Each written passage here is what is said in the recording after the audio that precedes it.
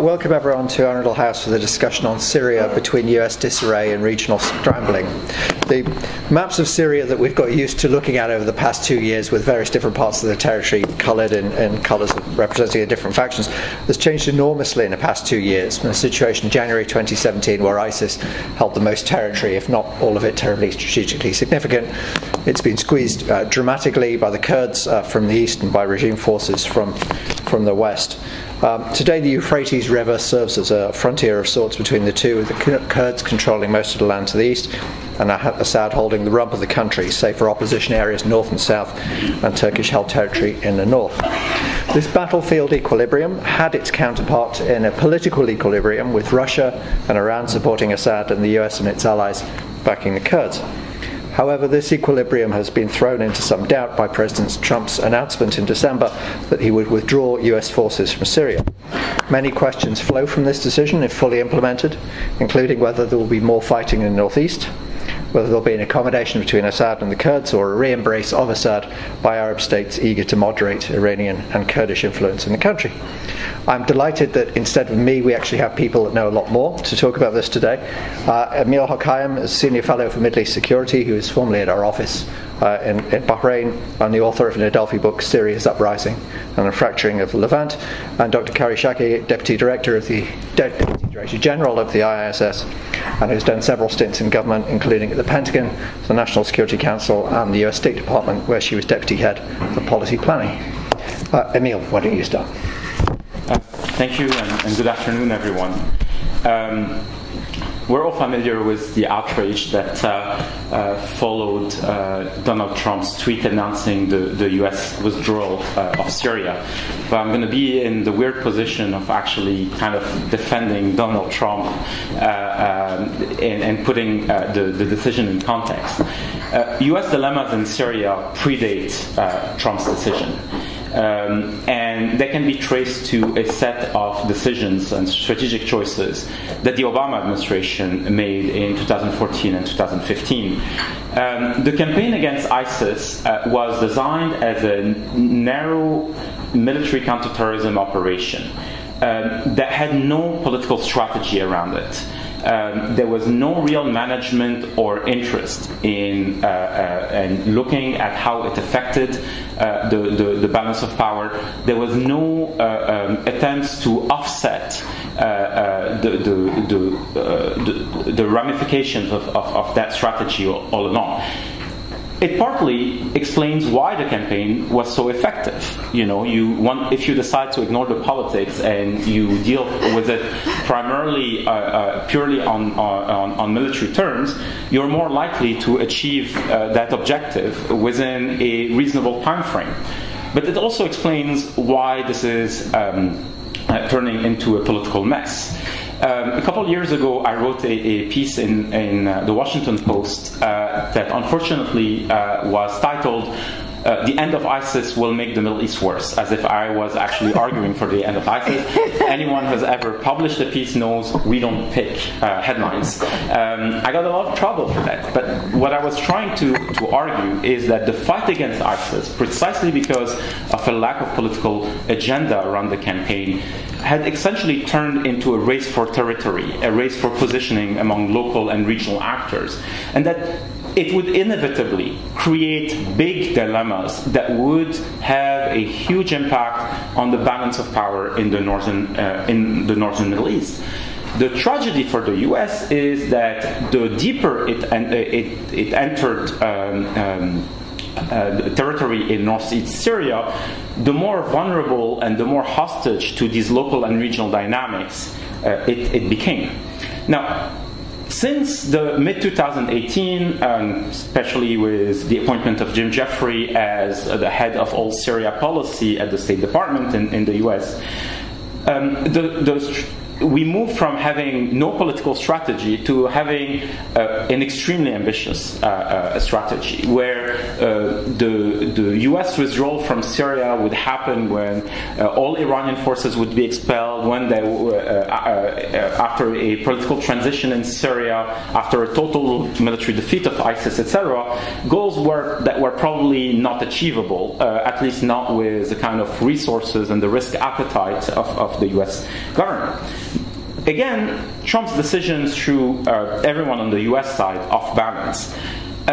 Again, Trump didn't create that mess. He just made it a million times worse. Now, of course, in the past few weeks, Pompeo, Bolton, and others have tried to manage the repercussions of the announcement. Announcing longer timelines, talking about new conditions, discussing with Turkey the notion of safe zones in the north, etc. In reality, regional and local actors today accept the U.S. withdrawal as a fact. This is how they internalize it into their own policy-making process. First, they see it as part of a broader U.S. retrenchment that started under the Obama administration. The second implication at that level is that the U.S. retrenchment withdrawal, like the campaign against ISIS, has become a race for territory and positioning again. So it fuels all the ambitions and all the anxieties of all these actors at the same time. So, some people, some leaders, Erdogan, Assad, and so on, see an opening, just as their anxiety is heightened because they know that their rivals also see it as an opening. Now, let's look a bit more closely at the dynamics in northeast Syria. The U.S. hasn't been totally aloof to some of those dynamics, and especially when it comes to Kurdish-Turkish tensions. And for the past couple of years, the U.S. has tried to strike security arrangements, especially with Turkey, and especially around the region of Manbij.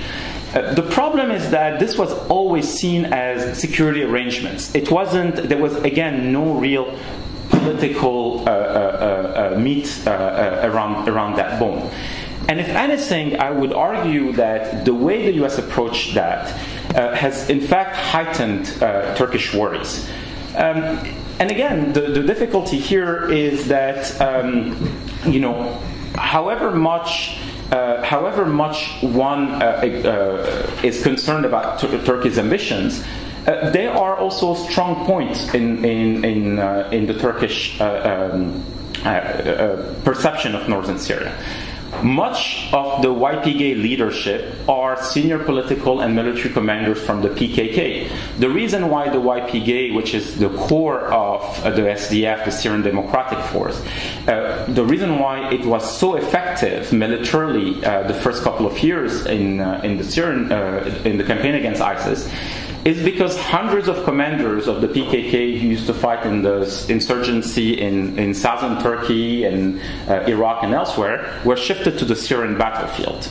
The second one is the more territory Turkey, the YPG seized, the more strategic bets it had. And, it was one thing for Turkey to manage the YPG on a small territory. It's a different one when they have that much debt. And the third one has to do with the provision of US and other weaponry to the YPG, which probably will never be returned to the US and so on. I mean, if you're Turkey, you see that hardened, better equipped force and you're quite worried. So the Turks have tried over and over again to push back. The Euphrates Shield operations in 2016, the occupation of Afrin in 2018. Essentially, Turkey wants to control the border and both sides of the border, the Syrian-Turkish border.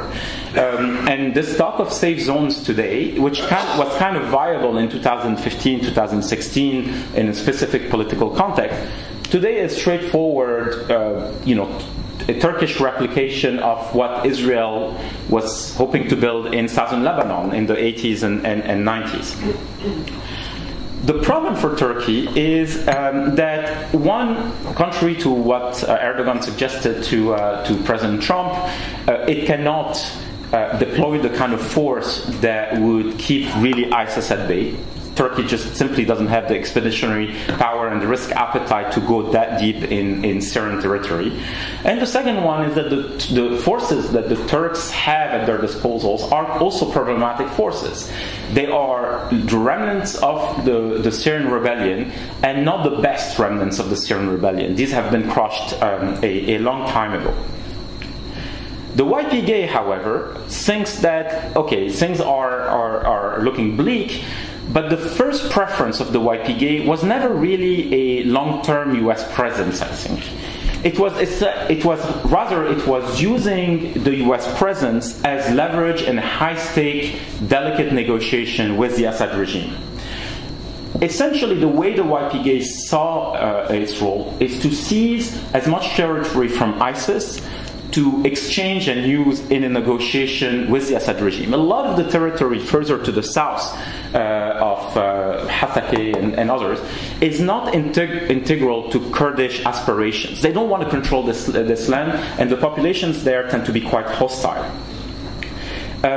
So, this is how the YPG was playing that. And keep in mind that the YPG and the PKK, their prime sponsor for like a very long period was the Assad regime. There were always good relations between them. Now, what the YPG is doing these days is not really counting on the US anymore for that. They're turning to Russia, hoping that Russia is going to be the mediator with the Assad regime, help negotiate a set of political and security arrangements. But at the same time, the reason why the YPG wants Russia so involved in the game is that they know that 6 months from an agreement with Assad or a year from that, Assad is likely to renege on whatever arrangement he made, so they need the Russians as guarantors. So the question is, how do you keep them engaged? How do you alienate and so on?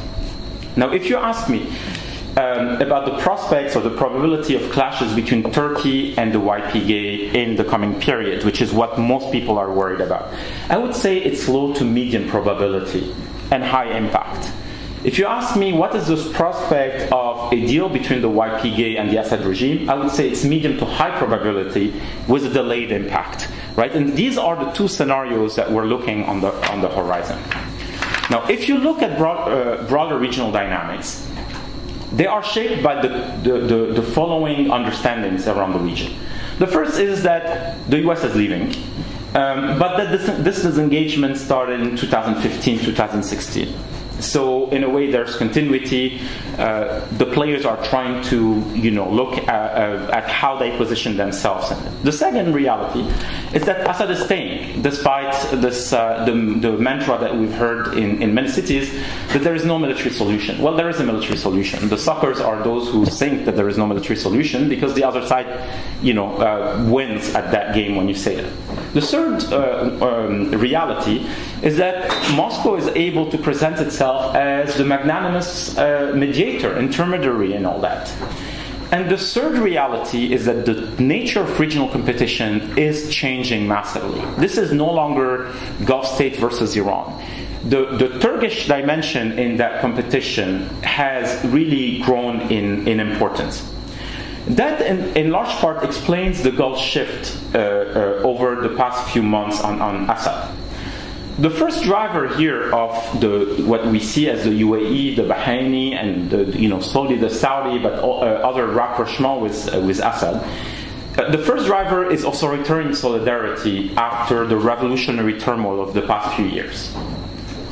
The second one is Russian prompting. The Russians want that. I mean, it's a top ask of the Russians for a simple reason. If the Russians are able to demonstrate internationally that there is regional re-engagement and rehabilitation of Assad, they can turn to Western countries and say, you are the holdouts. You are not in sync with what's happening. You need to revise this. And that's essential to revise the terms of UN Security Resolution 2254. And it's essential for Russia and the Assad regime to obtain the international assistance in terms of reconstruction that is being denied so far. The third driver here is the Arab illusion that somehow Assad is seeking to balance Iranian influence at that point. This has been an illusion in the region for the past 40 years. It will never die despite everything. Assad cannot and will not break with Iran and is not really engaged in that game. If the others want to believe that illusion, so be it. It works for him. But there's nothing concrete that he's putting on the table that he can put towards that. And finally, the key here is that the Arab calculation is that only Russia can manage the Turkish role in the northern Middle East at this point, not the US. So the point here is whether Russia can deliver. Right? I would argue that the political impetus of the Gulf states and Egypt and others is understandable. The strategic calculation is very dubious, to say the least. I think the entrenchment of Iran, in a way, is irreversible in current conditions. Iran has played the long game and the grand game pretty well.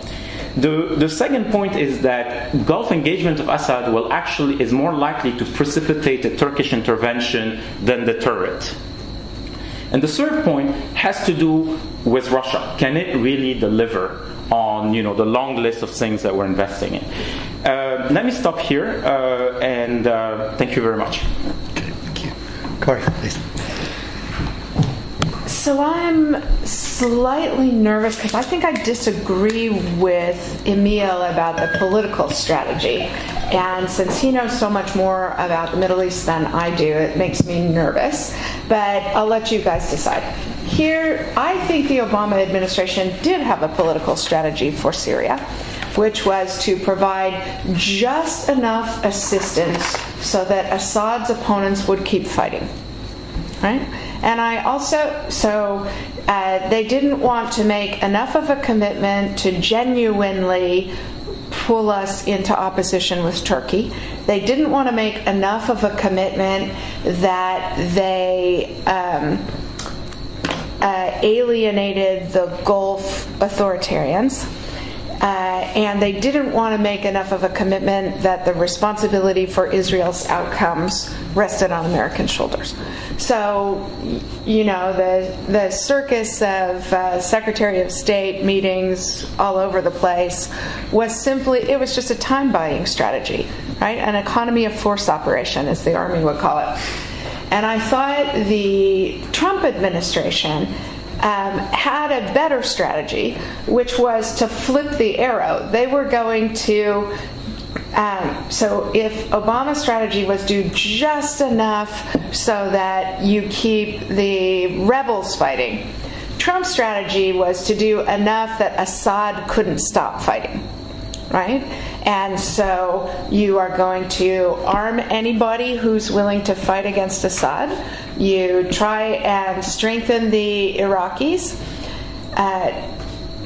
You use the excuse of chemical weapons use as a way to both force Russian acknowledgement of deconfliction and also manage the possibility of upward escalation by that coordination with the Russians, while demonstrating that every time Assad used chemical weapons, you would decrement his conventional forces so that his balance of advantage diminished over time.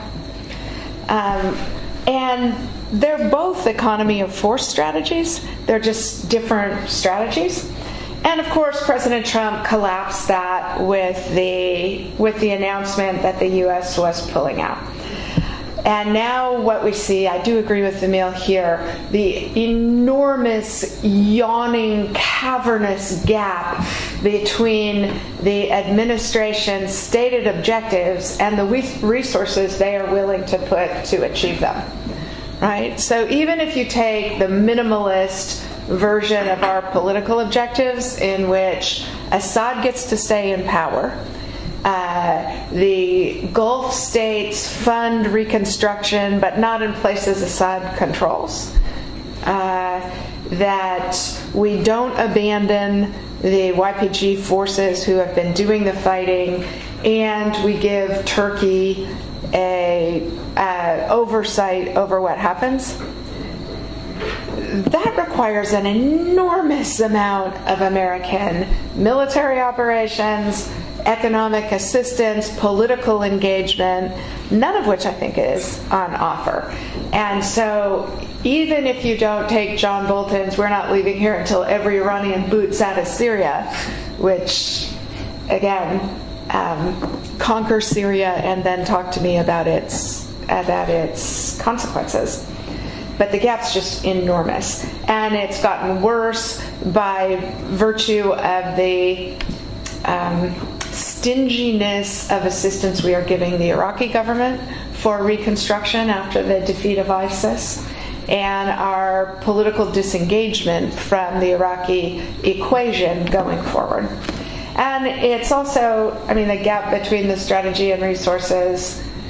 The Trump administration has been incapable of solving the GCC spat over Qatar. So how they are magically going to enable all of these other things is it's a season of magical thinking.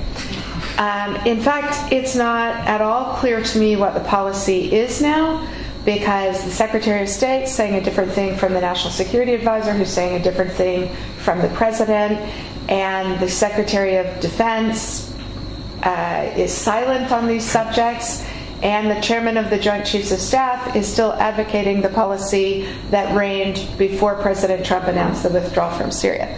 So we have at least 4 U.S. government policies, and then we have the opposition of Brett McGurk's scathing commentary and writing on the subject of where this is going to take us. So it's a mess. For those of you old enough to remember Rocky and Bullwinkle cartoons, this is the point at which Boris and Natasha say, "is big problem." And that's where we are right now. What messages do I think is set? First, where do I think it's going to go? I think it is going to go towards an even more economy of force operation, where they allow Assad to stay in power. They are indifferent as to the means by which Assad stays in power. They are indifferent to the political consequences of surrounding states of that happening, including Israel, by the way.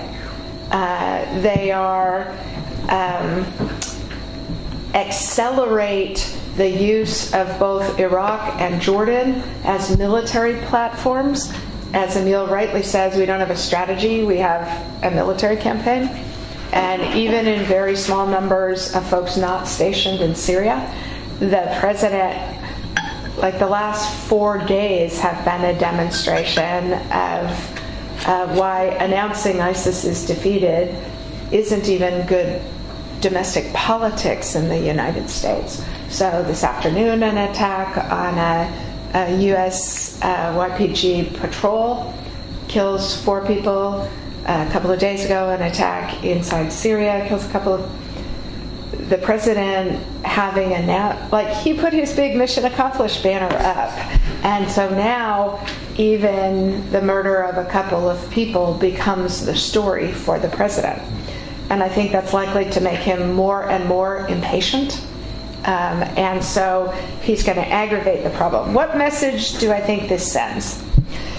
In a solipsistic America talking to Americans sense, I think what it tells people is nobody but the president commits the Trump administration, and maybe not even the president.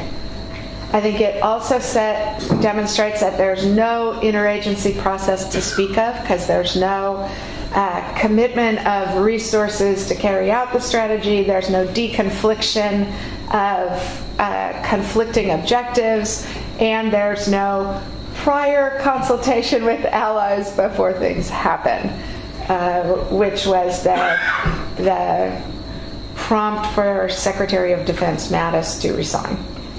The messages I think it sends to Syrians: Assad staying. Nobody cares that he kills you. We sporadically care the means by which he kills you, i.e. we don't care that he kills you.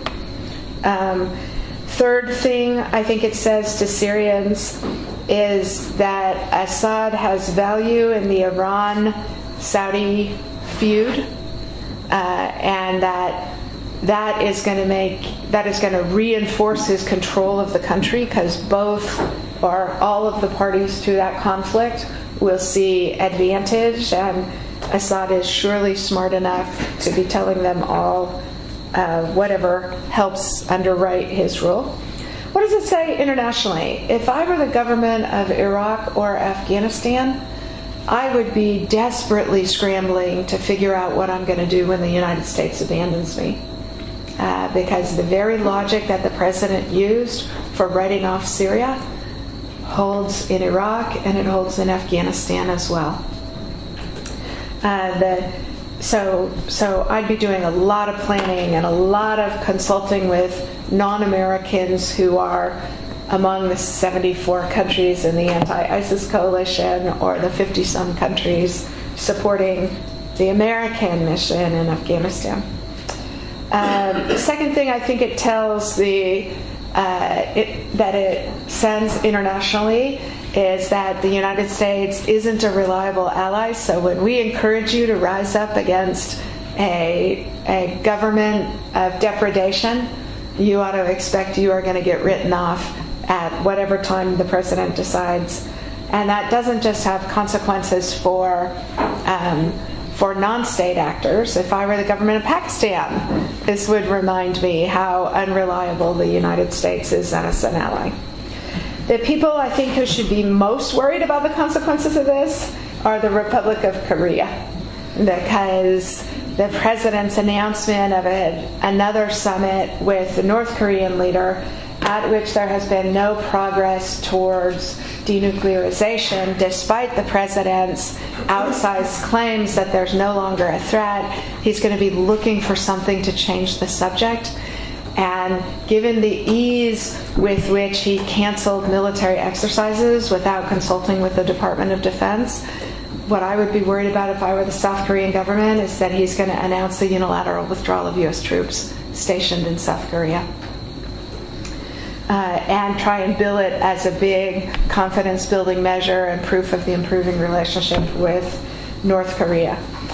If I were Jordan and Iraq, I'd be really nervous about the buildup of American forces and bases on our territory, because as Emile and I both said, it doesn't come with a political commitment from the United States. So being a platform rather than an ally is a lot less advantageous. And CREF earlier, abandoning allies.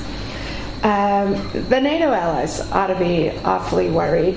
NATO, having a long-standing, continuous relationship with the United States for such a long period of time, is surely smart enough not to do anything that puts the president in the presence of any other NATO leader anytime soon. So we will have a 70th anniversary celebration of foreign ministers, I imagine. Iran's the big winner, right?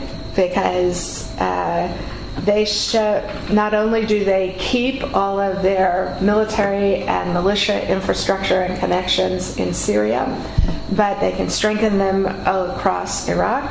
I suspect that's the reason the Israelis announced that they were responsible for the airstrikes, to remind the Iranians that the U.S. might be leaving, but the Israelis aren't. The Russians, as Emile said, the big victors, and the Turks, because the President of the United States took at face value President Erdogan's promises, and even the National Security Advisor couldn't slow that train down. So I think it is bad news for good guys and good news for bad guys. Okay. Kori, thank you, and Emile, thank you. I find myself wiser than I was 27 minutes ago, but even more depressed. I'd like to ask each of our panelists a question, and then I'll open it up to the floor, and just so we're clear, we're all on the record. Emile, you first. You spoke about the Kurdish calculations around having Russia act as a guarantor. Do you think Russia has the tools it needs to keep both the Kurds and the Turks more or less in line and on a deal? And Kori, at the start of the Trump presidency, one of the ideas was that this might be just an outright isolationist. But instead of which, what you described as sort of disorganized, unplanned, confusing, commitment to Afghanistan, commitment to Syria, pulling back from Syria, the sort of hokey-cokey strategy rather than anything more deliberative. Is that actually more damaging for US interests and US standing in the world than a president who said at the start, we're really not interested and we're pulling back? Emile, do you want to go first? Yeah, thank you. I think the question of whether Russia can deliver is going to be at the heart of everything Middle East analysts do in the next 5 to 10 years, unless for some reason, in that time frame, Russia decides to retrench because there is a massive crisis at home, or renewed tensions in Eastern Europe. I mean, some refocus of Russian policy.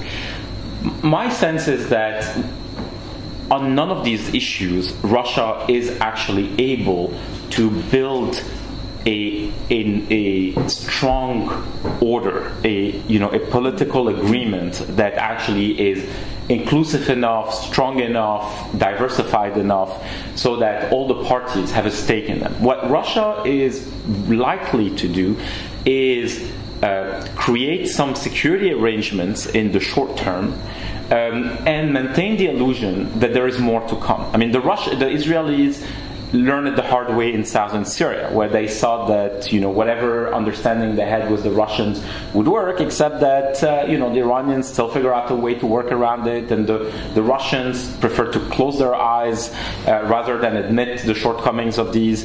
If you're Assad, you think that Russia, because it has saved you in 2015, 2016, should also perhaps flex muscle when the Israelis violate your airspace and so on, but they're not really doing it. So, I don't think anyone will fight full satisfaction with Russia. However, I think the Russians will speak the same language as all these players. The Russians won't place, high political requirements or conditionality. Well, they won't ask the various players to kill less or behave better on the ground, or the YPG to be a bit more inclusive in the territory it holds, or Erdogan, think differently. So, in a way, it simplifies relations with Russia. Look, my sense is that the Russians and the Turks are entangled in northeast Syria, and then the Russians are actually would acquiesce to a lot of what the Turks would want along the border. They kind of acquiesced to the Afrin operation last year, despite some rumbling and so on. Even now, Erdogan, the Russians need Erdogan on a number of issues, so if Erdogan decides to seize Manbij or some other cities along the line, the Russians won't break relation with them. For the Kurds, the game is different. For the Kurds, if the Russians are not in the room, whatever agreement they strike with Assad is likely to explode 6 months, a year and a half down the road. You know what? The Syrian rebels who capitulated to Assad in the past 2 years did so often because they were in touch with Russian military officers, they were promised guarantees. The Russians sent military police units in Daraa and other places for like 2-3 months. And we all talked about it and how the Russians are actually trying to guarantee peace and so on. And then after a certain time, the analysts, the journalists, and others, we no longer follow that. And then one day, I go and ask contacts on the ground, are the Russians still around? It's like, no, they packed.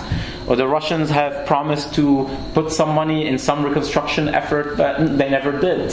They repainted, a building and called that reconstruction and so on. So that's the problem. It's like Assad will renege. Russia can't fully deliver. So it's all very wobbly. So if I were any of those actors, I'm just playing for time.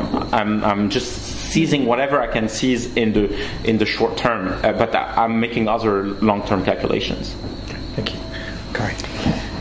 So it's an interesting question whether outright isolationism is less damaging than a strategy where you claim outsized objectives that you don't commit the resources to accomplish. I'm inclined to believe outright isolationism is less damaging, because then at least, especially if done with some grace, that is, quiet, private consultations with your friends well in advance of it happening so that they can make sensible choices for themselves instead of being surprised or thrust into the circumstances. Whereas the chaotic, all boats rocking that the Trump administration has unleashed in the Middle East causes some countries, Saudi Arabia and the UAE, for example, maybe even Israel, to believe they have more of the president's commitment than he's actually ever going to deliver on. So they play relatively weak hands much more aggressively, thinking that he will back them up, and to find that sometimes he will and sometimes he won't. The second downside to it, obviously, is surprise of people left in dangerous circumstances. The French complaint about the Syria announcement, for example. The third thing is that international institutions also get left in the lurch that way, and also can't organize themselves to try and manage in absence of the U.S. So if you think about a sort of international organizations, NGOs, and middle liberal powers trying to uphold the liberal order against American recklessness, time is of the essence to be able to do that in a way that prepares their own publics for it, that gets the risk tolerance right, that aligns the diplomatic pieces, and none of that is possible in a chaotic environment. So I'm inclined to think that what President Trump's strategy is producing is all of the negative consequences of outright isolationism, plus additional costs because people are hedging whether or not they have to. They are resentful about being left in the lurch. So yeah, more costly would be my long-winded answer. Okay, thank you. Who'd like to ask a question? Okay, I've got 5 names all at the front. If anyone at the back, they're going to have to raise their hands because I can't see winks from this distance. First, here, please. Hi, the South Asia Middle Forum. Thank you for your presentations. I'm interested in how do you see the role of Saudi Arabia and Syria post Khashoggi, and how confident Saudi Arabia is of supporting groups in Syria now before Khashoggi. Because Saudi Arabia was a big player in terms of, especially in terms of financial muscle. And how do you see Iran going forward? Iran must be sitting back, looking very relaxed, saying everything's falling into our lap. We don't have to do very much, just we wait for President Trump. I'm worried about with the US government, because I used to think I was friendly with US policy, but there's so much disarray in US government foreign policy in the Middle East. There's so much disheartening in the State Department, people are resigning.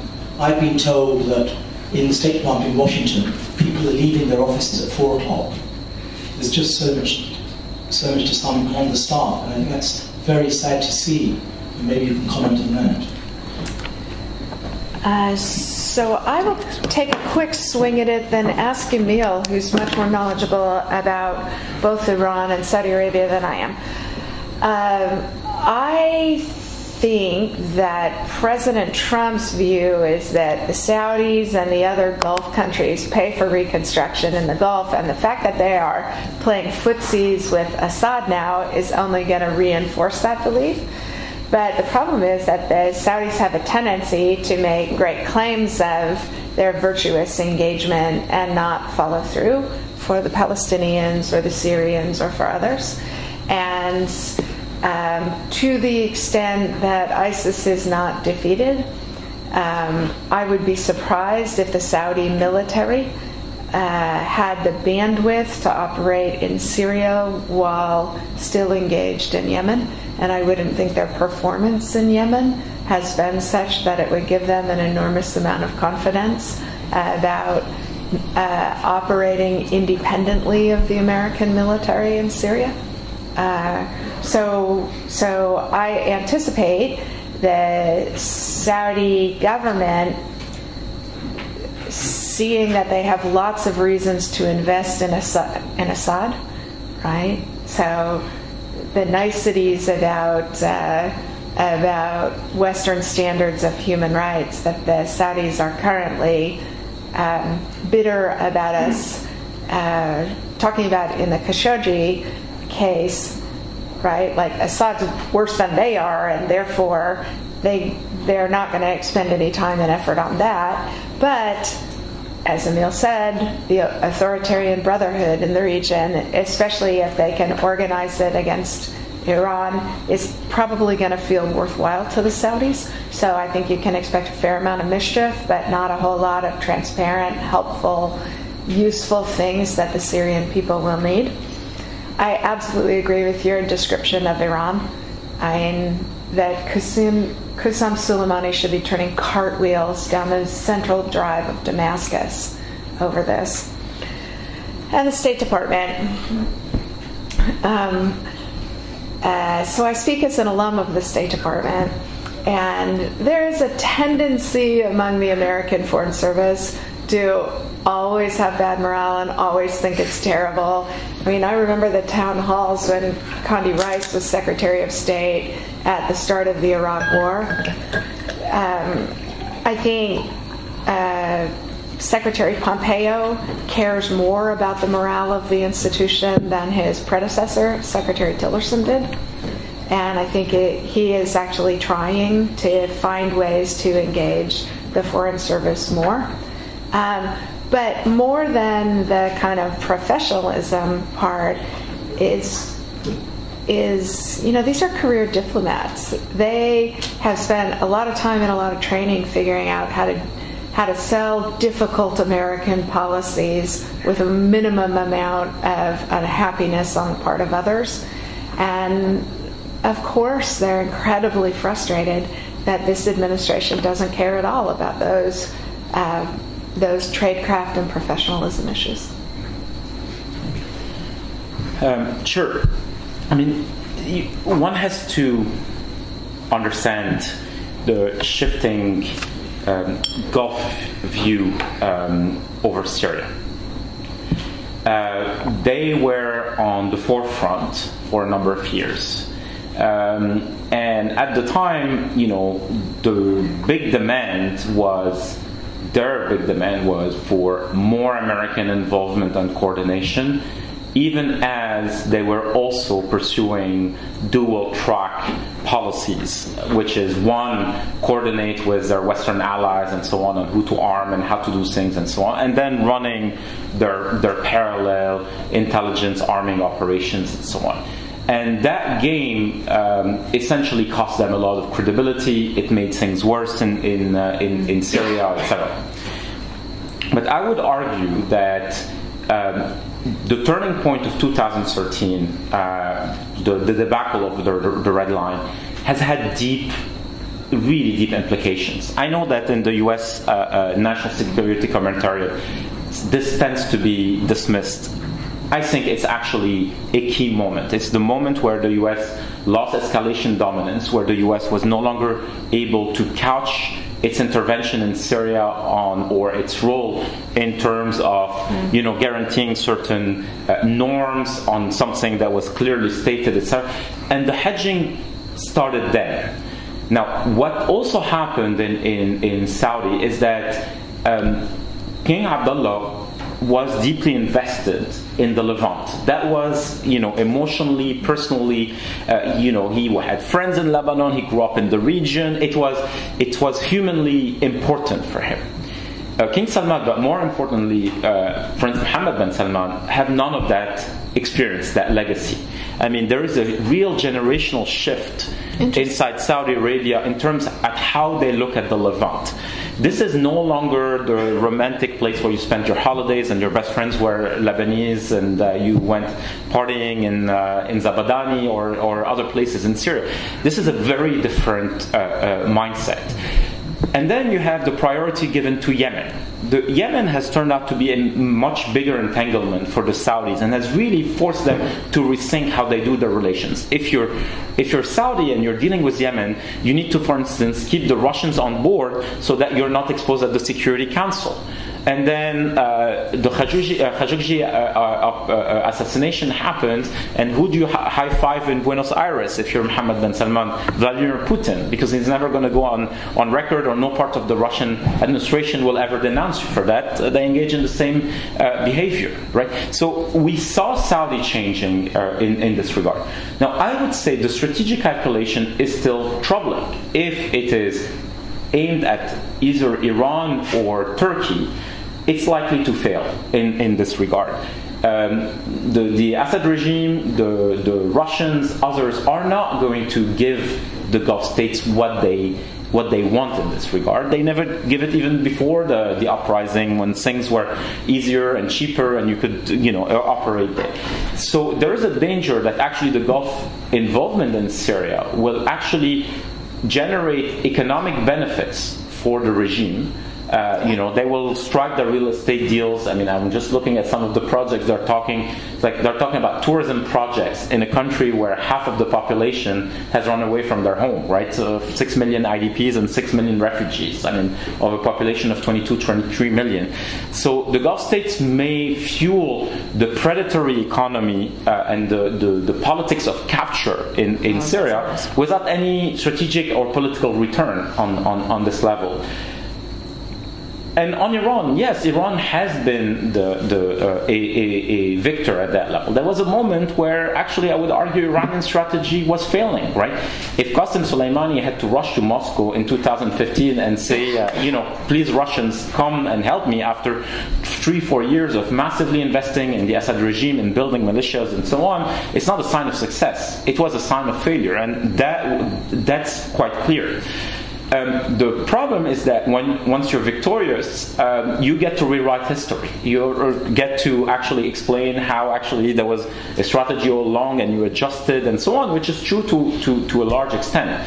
Where the Iranians, however, have failed for the moment is building the kind of military infrastructure they have wanted to build vis-a-vis Israel. Like build the second front with a deterrent missile force, etc.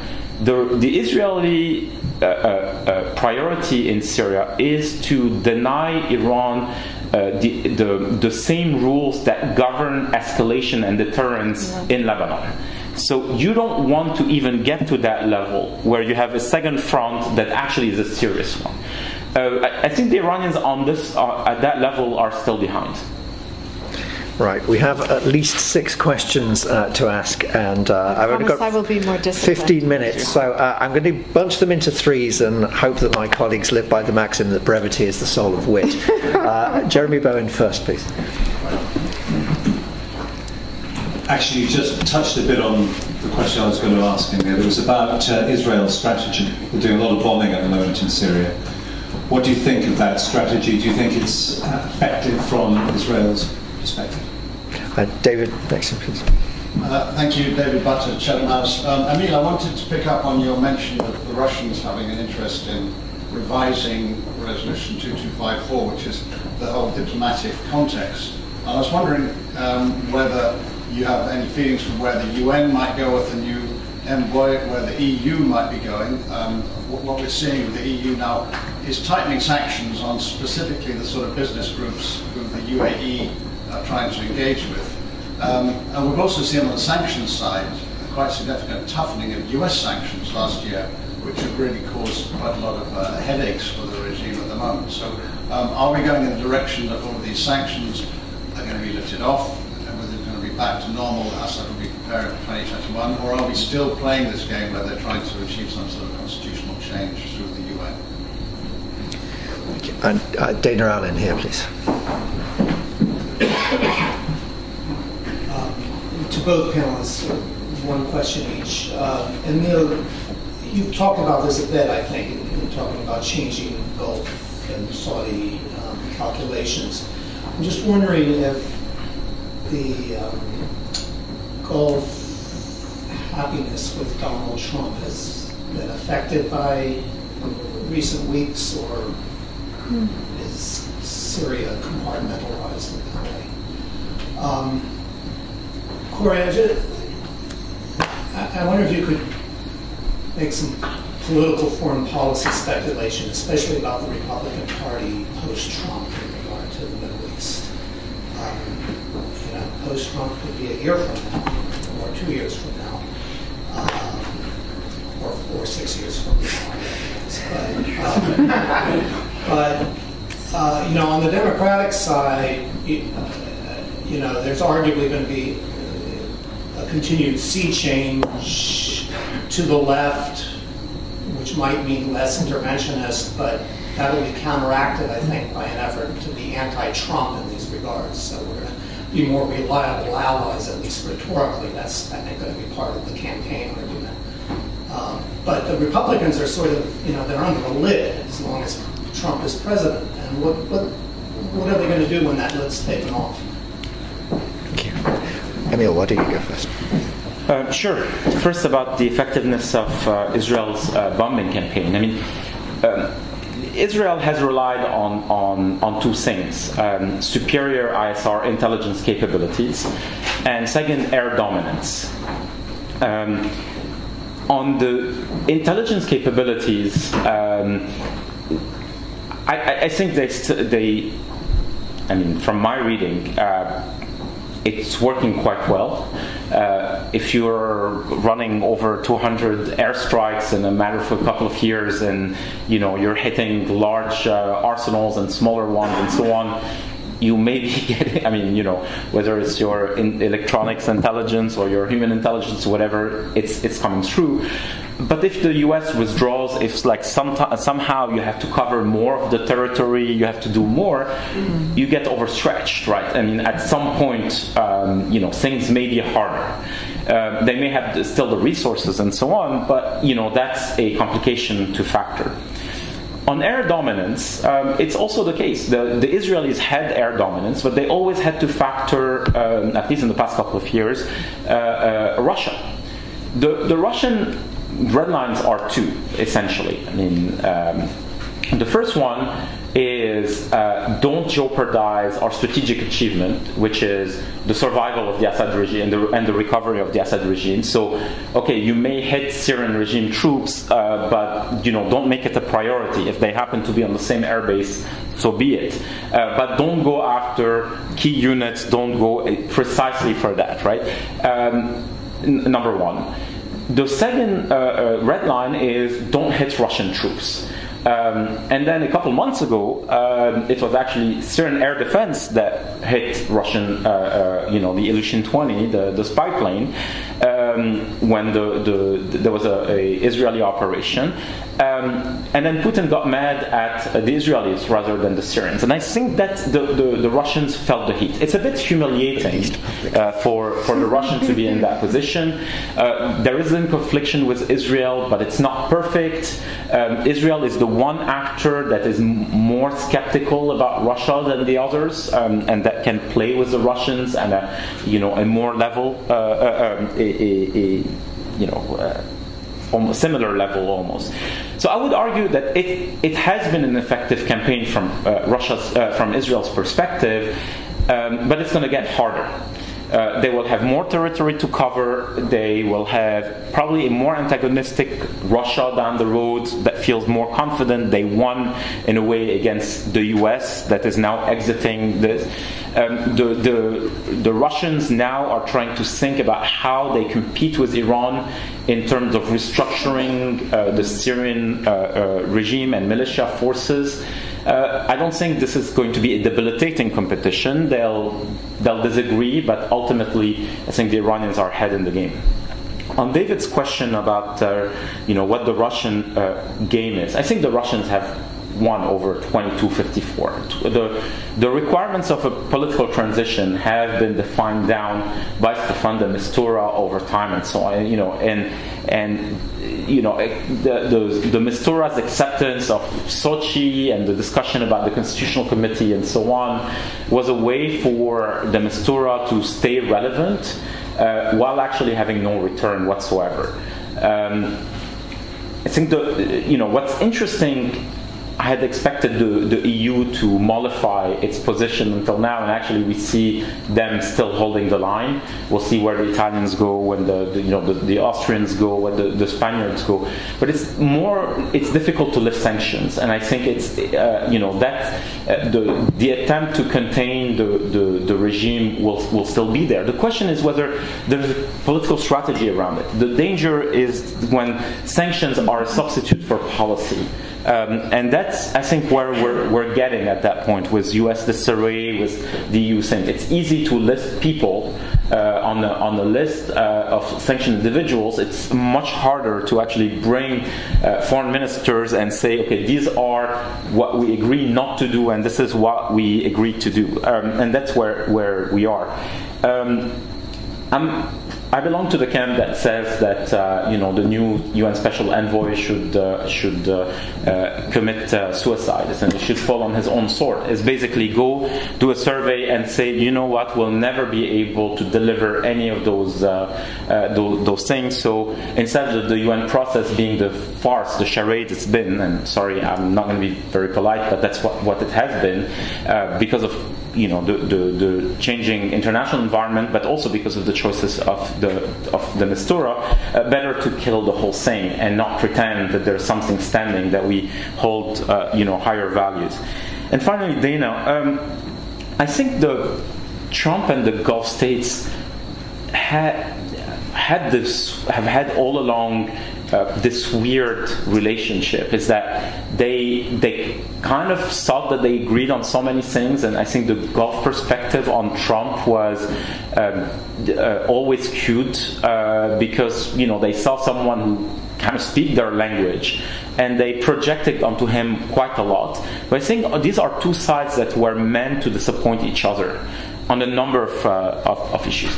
I actually don't think that Trump is, for instance, as anti-Iran, as the Gulf states think he is. He's happy making the statements and so on, but ultimately, as we saw him, yes, he withdrew from the nuclear deal. I happen to think it was a major mistake. The Gulf states thought, oh my God, this is a whole new strategy. But the point is that on the regional front, there's no real anti-Iran policy, whether it's a reasonable one, which is you contain and engage, or the more maximalist one of today, where you list 13 things and you hope that all will be done in the next couple of years. So I think the Gulf states are getting more worried about where this is going, but in the process, who becomes their main interlocutor on some of these things? I think Russia. And Russia, again, can deliver all these things, but it can kind of maintain the illusion in the next couple of years. And that's, in a way, the beauty of Moscow's position, is that its real power, its influence, comes from the hopes and the illusions that other actors place into it, especially in this region. So, I see trouble on the horizon between them. Kori. It's a fabulous answer. Thank you for teaching me. Dana, my answer to your question about post-Trump foreign policy, I think it depends fundamentally on whether the president remains in power, runs for re-election, and gets primaried by a Republican. Because all of those three things, if a Republican primaries the president, they will do it by being the easy return to traditional conservative policies. And so whoever comes after President Trump, unless they continue President Trump's policies, is going to, for free, get all sorts of happy international feedback. And people, both Democrats and Republicans, will see the easy, low-hanging fruit pickup of that. But the behavior of congressional Republicans these past 2 years should give us very little confidence that at the end of the day, somebody like Ben Sasse is going to step forward, or maybe even John Kasich step forward. The governor of Maryland, Larry Hogan, the new flavor of the month, seems more likely to. But if the president... If the president doesn't get primary, that tells you a lot about where Republicans think Republicans are. And attitudes about Russia and about allies have changed by 17 points. So less support among Republicans for NATO allies, more Republican support for Russia. This is the effect that leadership has in politics. And so we need to stamp that out. And whether that fever is breaking among Republicans, I think next year's budget talks will tell you. Because if people continue to permit the president to gridlock the process, that will tell you that they are casting their ballots with the president, not with running against the president's policies. Okay, last round of three, very briefly. Up the front row here. Firstly, gentleman, blue tie, blue shirt, then gentleman burgundy next to him, and then Ben Barry. Thank you. Consulting member of the United Nations. Now, I'm asking this question to Emile, Hokayem, and another question I'll be asking on Wednesday at GSF to Kori, Schake. My question is, 100 years ago, we had the visionary leadership in the United States. Woodrow Wilson had a very clear vision about the world to follow. 1990. 100 years later now, we have a president of the strongest country in the world who has a vision, but vision of only chaos. So bearing that in mind, the performance of the United States recently in Afghanistan and in Syria, I mean, that is quite suggestive. I would like to ask Emile, is the United States approaching fast towards its global political menopause? Thank you. Sorry, gentleman next to you, please. Mark Champion, Bloomberg. Just it's one question, but it has kind of two sides.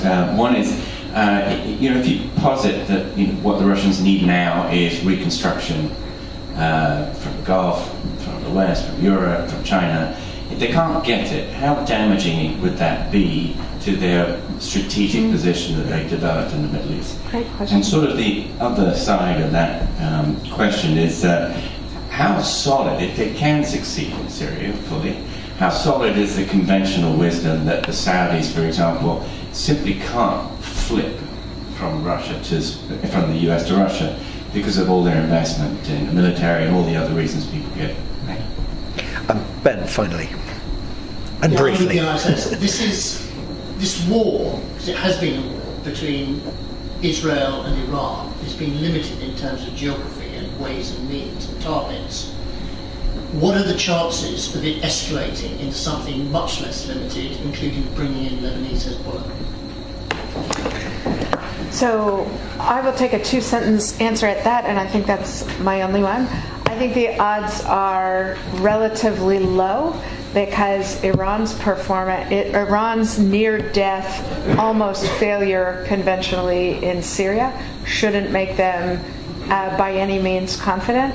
And the ease with which Israel is dinging air defenses in Syria and able to hit Iranian troops with impunity suggests to me the Iranians will be too cautious to risk it.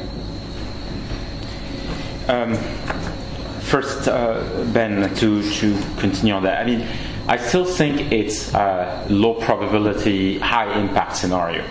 That said, I'll say the following.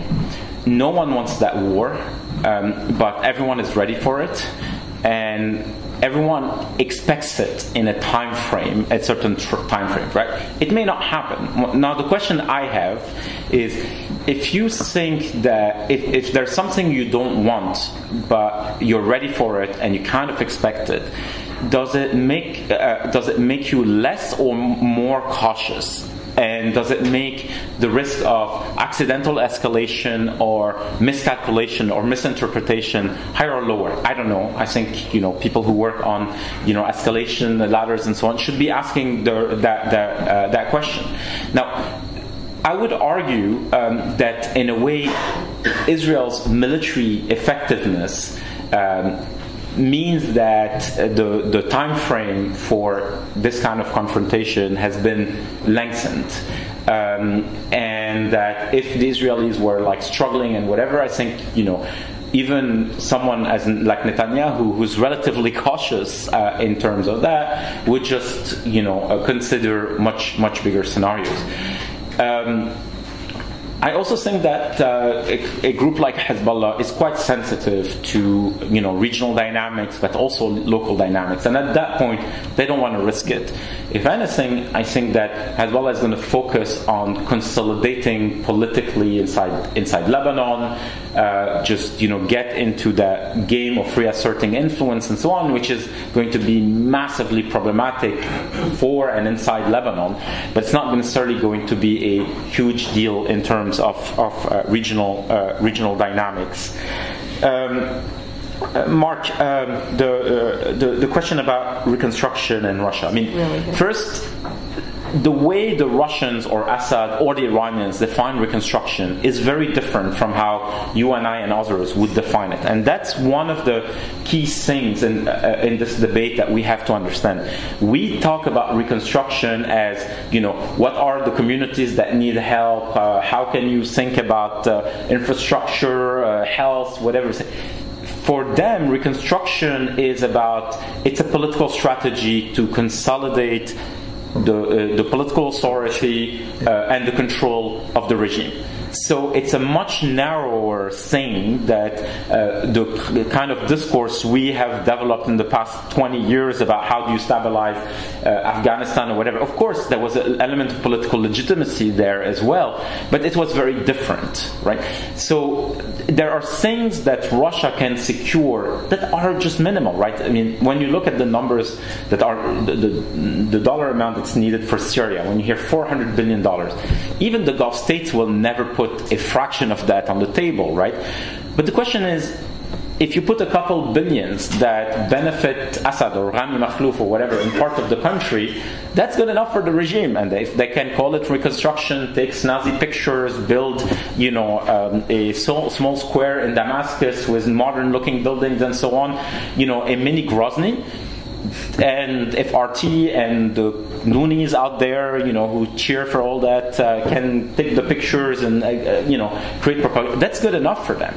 Because that's not how they think about reconstruction. The way we think about it is it's inclusive, it helps the safe and voluntary returns of refugees, it's not about demographic engineering and so on. The way they talk about it is fundamentally different. Now, they're never going to get this big check, right? The question is, whatever they get, is that good enough? And I mean, a year or two ago, I would have said, no, it's unlikely and so on. At this point, I think they will have enough for some vanity projects, enough to, get the nice pictures and so on. The other question about whether Saudi can flip from Russia to the US. I don't think the Saudis can flip. Ultimately, the US is the only power that has the capability and possibly the political will to provide the Saudis and others what they need. The question is, how do you approach this relationship? How do you, add conditionality to that? I mean, for some time, the Saudis took that relationship for granted. We saw over, Yemen or the Khashoggi affairs and so on, that at times there is a sense that the Saudis have more leverage in the relationship than the other way around. It does require, the US, but other Western countries to think about their own leverage, what they're trying to get.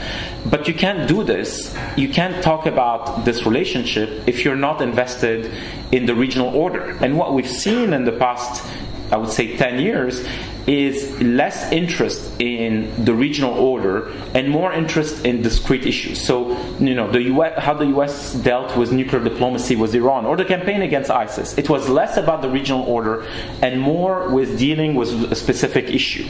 And you lose leverage. You become more vulnerable to regional strategies if you're not thinking about how your diplomatic approaches on this or that issue have an impact on how your foes and allies in the region behave. So it's going to be a difficult one on this one. And finally, US performance in the Middle East, and I promise I'll stop there. At times it's absolutely dismal, but my point is, who else is able to talk and think about regional orders that are inclusive, where you have a discussion about the need for governance and economic stability and so on?